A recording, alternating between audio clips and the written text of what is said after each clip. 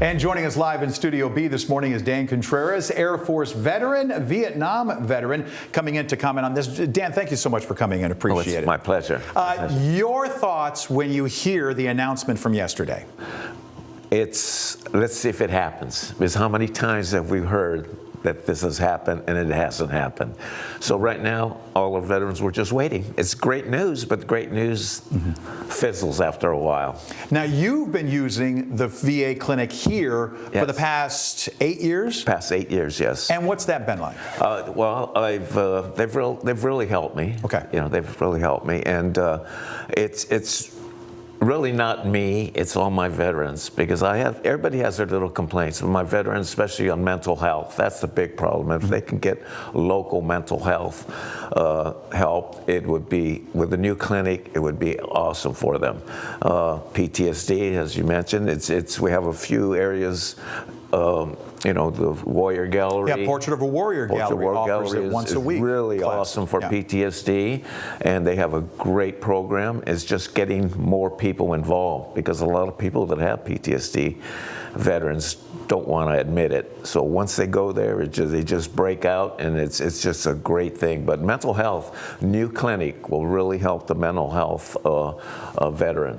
So that's what we're looking for. You know, does it come down to just having that feeling of a safe space for the veterans? Absolutely. Again, I don't know how many veterans I have spoke to that need help, but they're not going to get help because they don't want help. And but with a safe space, those words there will really make a difference. A new clinic, hey, this is mine. Okay. You know, we talk about having to travel out of town for those who can't get what they need here in Bakersfield. Right. Most people think, oh, they just have to go to LA. But you're telling me others had to travel across the country. Right. Here we are today speaking, and yesterday I met two. I walk out of the gym and there's two Vietnam veterans. They're discussing. So I get into their conversation. They're talking about the VA. Right. Okay. One of them still travels to West LA for mental health.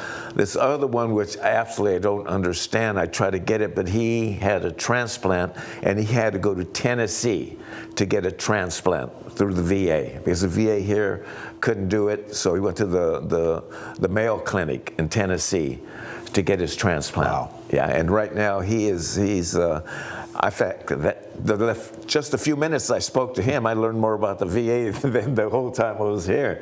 And he's really an advocate and stuff of VA, but he had to travel to Tennessee to get a transplant.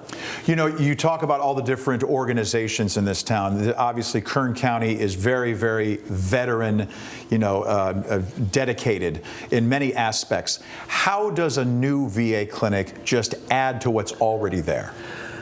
Again, like I said, a new clinic it will bring new veterans in, not only just as Vietnam veterans, but we're looking at the young veterans, right. The Iraqi, the Afghanistan, what they really don't have.